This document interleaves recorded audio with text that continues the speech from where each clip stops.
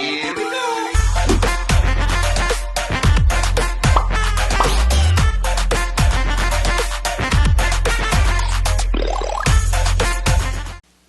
Welcome to my WWE Summerslam recap and reactions, and I haven't done one of these in a while, and this is one of my favorite pay-per-views and events from the WWE. I watch WWE and cover the events, when they come out with them like this, and going from that ending, I didn't even see that coming. You'll never see it coming, and I'm sure everybody else out there that's going to be watching this, if you guys still watch the shows every week that goes by, I didn't see that coming either about that, and I'll talk about it at the end and covering the main event. But I am satisfied with the results of the match, and I'm going to talk about that later on, going towards the end of this video. But that ending was definitely unexpected, and we already know what's going to happen if you guys manage to check it out tonight.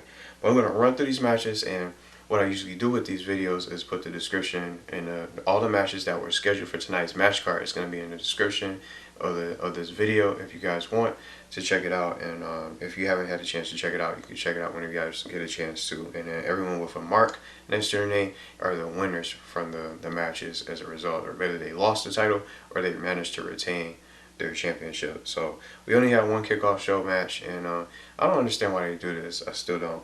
But they just put one match on the kickoff show, and they talk throughout the rest of the most of the pre-show, and they'll put one match leading into the pay-per-view or the event. So our kickoff match, we have Apollo Crews versus MVP for the United States Championship. So we have Apollo Crews coming to retain his championship, which he did, and already seen this coming since Bobby Lashley and Shelton Benjamin from the Hurt Business being banned from the ringside couldn't get involved in the match. Now, as if they were in the match, they probably would have had a better chance of helping MVP secure that United States Championship. But Apollo Crews ended up retaining, just like I knew would happen. And I'm not sure where this is going to lead. Maybe he's going to want another shot. But there's no excuses since Bobby Lashley and Shelton Benjamin couldn't get involved in the match. But as I mentioned earlier, this was the only kickoff show match or pre-show match to watch and check out before leading into the main show of SummerSlam. So let's get right into the main show, everything that went down. So our first match, which I didn't really expect, the WWE SmackDown Women's Champion Bayley taking on Asuka. Asuka having two championship matches, and that feeling when you just know where when someone gets two opportunities or two different championship matches, you could just already tell something's going to happen, and maybe one of these two, either Sasha Banks or Bayley, were going to lose their championship against Asuka, and it was almost predictable, at least for me, to tell that Bayley was going to keep hers because she's on SmackDown, and given that Shayna Baszler wants a shot at the Raw Women's Championship, whoever wins and comes out of this match for SummerSlam, as she mentioned from last week, she wants next at the championship. So this first match being Bayley, she ended up finding a way to win, of course, because Sasha Banks was out there to interfere in the match. So she obviously helped her secure her championship and help her retain her championship in this first match for Asuka to kick off the main show. So leading on to our next match, let's get on to the next. WWE Raw Tag Team Championship. The Street Profits taking on Angel Garza and Andrade with Zelina Vega at ringside, trying to just distract the referee as usual. And every time she's out there, she always tries to do that to try to help Andrade and Garza win the match.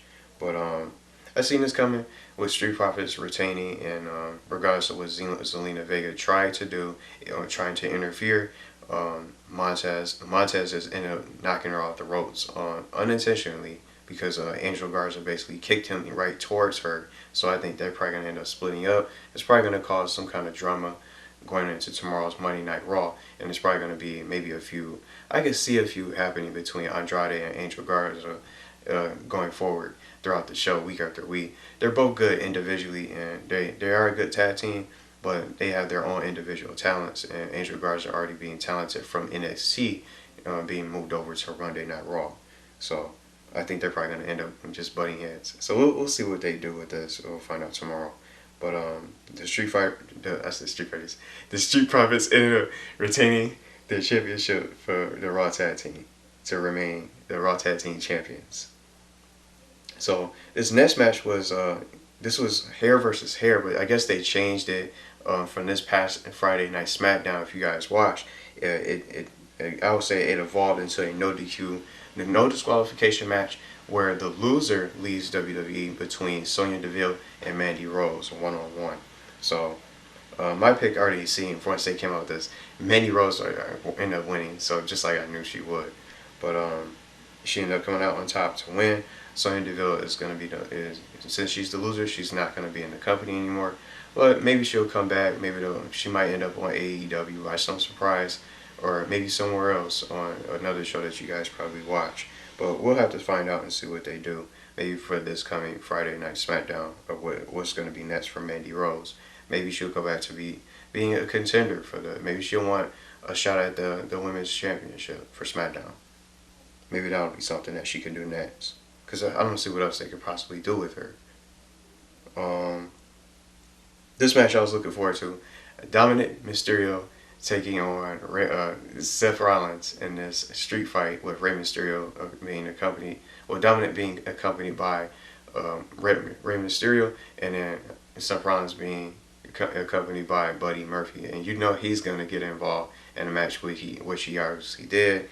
And basically the whole Mysterio family was there. His mom and then Rey Mysterio, his father, being there to try to cheer him on and to give him just give him those just cheer him on the sidelines as he gets in his first debut.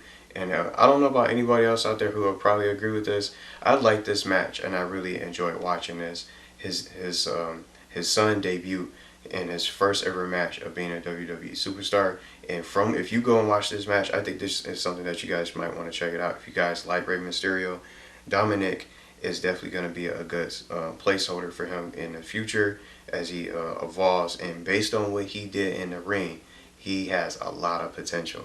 And I'm happy with his performance. He did a lot better than what I thought he was going to do in this match. Even though the only thing I was missing though, he lost the match. So that's unfortunate for him.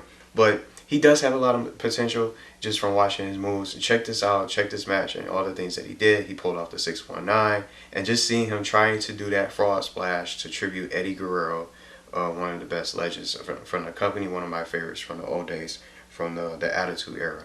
Remember that. But just seeing him trying to do moves like that for example was really just memorable to see that. And just all the things that he did in the ring, you definitely know he's going to be good and he's going to get better as he continues to go forward and compete. So I'm ready for, and I'll just say this, I'm ready for that story to be over with now.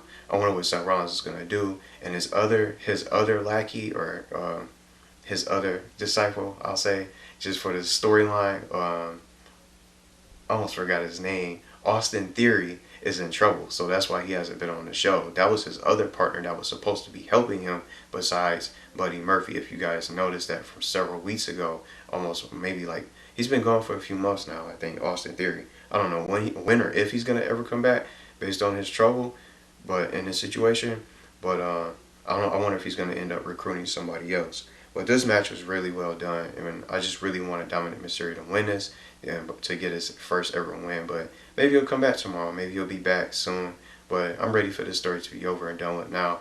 I think this is going to be the final chapter with the Rey Mysterio and Seth Rollins feud. Maybe Seth Rollins is going to maybe Seth Rollins is going to hunt gold.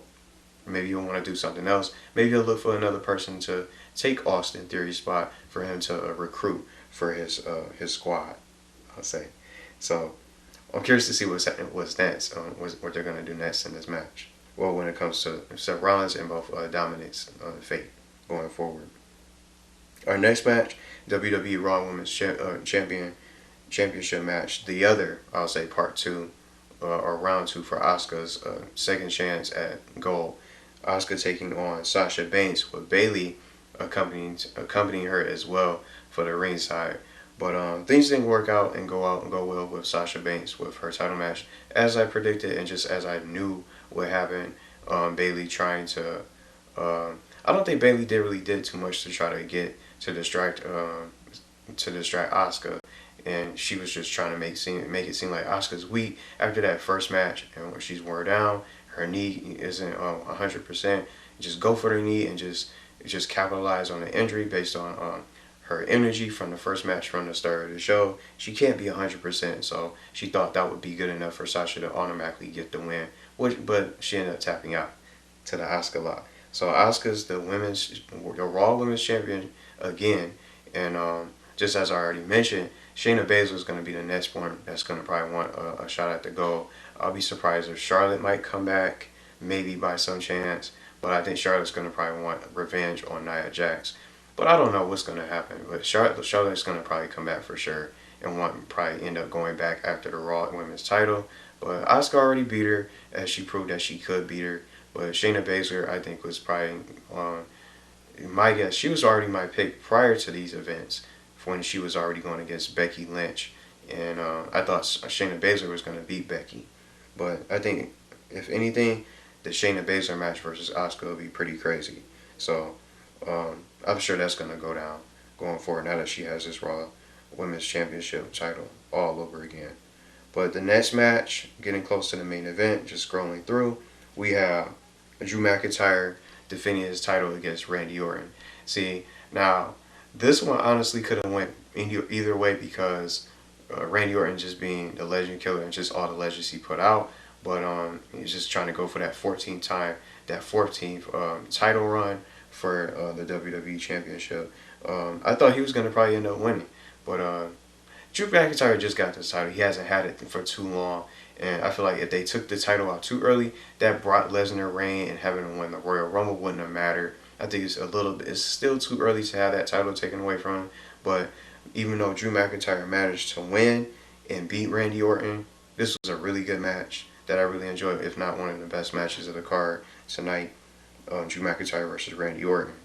I think this is going to be another rematch. I think I see another feud of this going on all the way into Payback. So I think they'll end up facing each other again at Payback. But we'll just know for sure when what I like about these events, we'll know for sure what's going to go down when these shows go on. So tomorrow, since Monday Night Raw is tomorrow, we'll see what they do with these characters and these storylines that they decide to drag on. Maybe some new stars and newer competitors who might move on to the next roster, which I'm hearing about Keith Lee.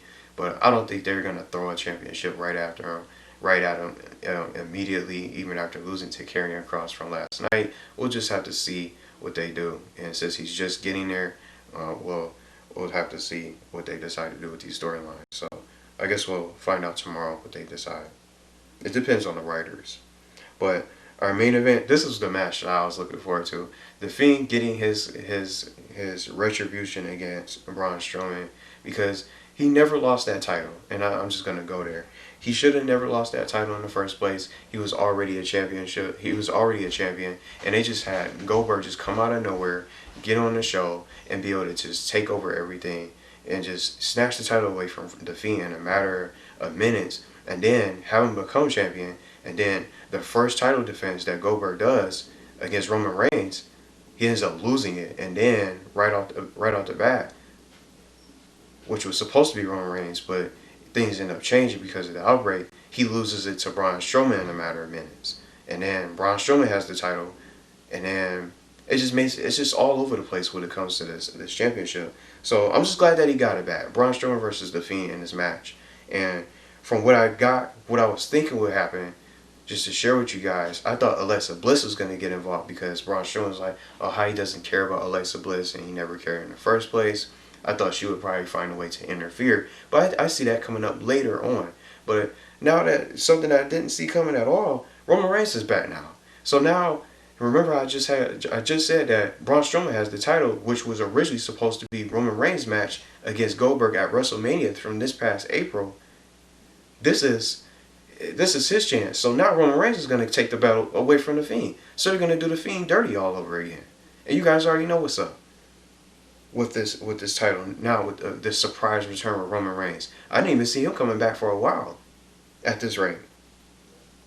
And I know everybody else just has the same reaction, probably. Who saw Roman Reigns coming back tonight to try to attack The Fiend and then just go on an onslaught on Braun Strowman with a series of chariots? I don't know what's going to happen. Is he going to feud with Braun Strowman and get him out of the way? Is this going to turn into a triple threat now with The Fiend, Bray Wyatt, going against Roman Reigns and Braun Strowman? We don't even know what's going to happen here. But all I know is they're definitely gonna gift Roman Reigns that title because he was long overdue for it because he was supposed to be the one to become the champion at WrestleMania apparently because it was supposed to be spear versus spear at WrestleMania, Goldberg versus Roman Reigns. That would have been an ugly match just to see. It's not, it wouldn't even be worthy of a main event level because it's Goldberg. He's too old and he shouldn't even be in the ring. And that was just for show. They just gave him the title, and very disrespectful how they did that to the Bray Wyatt and the Fiend. Disrespectful to the best character that you have on your show and the best little. He's another Undertaker to me from what I see. The Fiend deserves better. And now that he got the title, I'm happy with this. But I'm just not happy with the way it ended with Roman Reigns coming back. I don't think he shouldn't even be back at this point, let alone safe, if anything, most importantly. But now that they did this, I'm sure that he's going to get the title guaranteed. He's guaranteed the title. I'm going to go there and say it. Now that Roman Reigns is back by surprise, he is guaranteed to win. I would be very surprised if he does not win the title. If he does compete for the gold, which I'm assuming that he wants based on everything that happened and how the show ended tonight. He's going to want that gold. And I don't like how they're doing that. They're just going to give him the gold and then just have him lose it all over again for the Fiend. So I'm not too happy with that.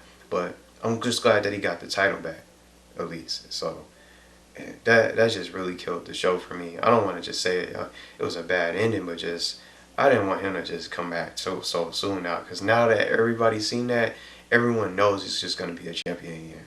It's going to go right back to Roman Reigns, and I don't know who else. Maybe they had to do it because, this is the last thing I'll say, maybe they had to do it because they don't have anybody else that could probably be a contender that they have. Because AJ Styles, he's going to want that Intercontinental Championship. So they don't really have any other top-of-the-line superstars to compete for that SmackDown Universal or the WWE Universal Championship. So that's why they probably decided to bring Roman Reigns back as a contender to take that title all over again. So I think the days are numbered all over again for the Fiend. That's all I can really say. But let me know what you guys think if you guys checked it out. But I'm really happy with Dominik's performance. I think I see he's going to be a superstar for sure. He definitely has a lot of in-ring potential early, better than what I expected to see in this first match. But I'm very scared for the Fiend now.